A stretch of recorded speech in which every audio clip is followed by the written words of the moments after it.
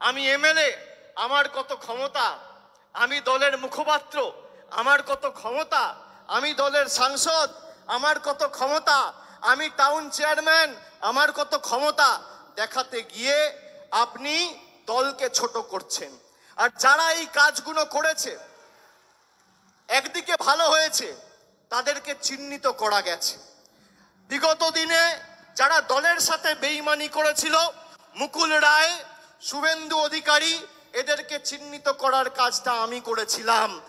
আগামী দিনেও যদি কেউ দলের সাথে বেইমানি করে, এদের চিহ্নিত করে, এদের লেজে গোবরে করে প্যাকেট করে বাংলা ছাড়া করার দায়িত্বটা আমি আমার কাঁধে তুলে নিলাম। বাজারে রটিয়ে দেওয়া হচ্ছে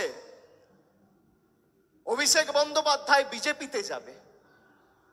আরে আমার গলা কেটে দিলে কাটা গলা থেকে মমতা ব্যানার্জি জিন্দাবাদ বেরোবে। আমি বেঈমান নই। বাজারে ছড়িয়ে দেওয়া হচ্ছে নতুন দল আসছে, বিজেপির হাতে কলকে আর তামাক খেয়ে কয়েকটা সংবাদ মাধ্যম আর দু চারটে সাংবাদিক এই কাজটা করছে। আমি তাদের নাম করে এই সবার পরিবেশ নষ্ট করব না। আর খবরে যা দেখবেন, আমি আপনাকে বলছি 100তে 100টাই মিথ্যে। কোনো খবরের কথায় বিশ্বাস করবেন না। কালকে খবরে দেখানো হয়েছে অভিষেক বন্দ্যোপাধ্যায়ের বিরুদ্ধে ইডি চার্জশিট দিয়েছে, সিবিআই চার্জশিট দিয়েছে, 28 পাতার চার্জশিট, 2 জায়গায় খালি আমার নামটা লিখেছে।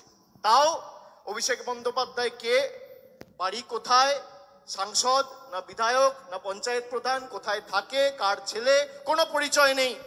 বিজেপি নেতারা যেমন ভাব বাচ্চে কথা বলতো, ইডি সিবিআই এখন ভাব বাচ্চে কথা বলছে। এই ভয়টা দেখে আমার ভালো লেগেছে।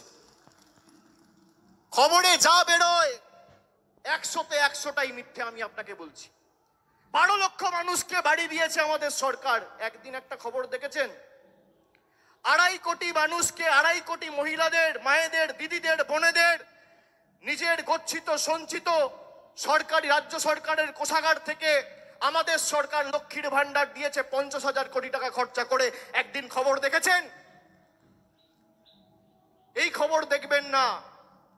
পথশ্রীতে প্রায় গত 3 বছরে 15,000 কোটি টাকা খরচা করে প্রায় 24,000 কিলোমিটার রাস্তা তৈরি করেছে। খবরে দেখেছেন? কেন্দ্র থেকে এক পয়সা না নিয়ে দেখবেন না।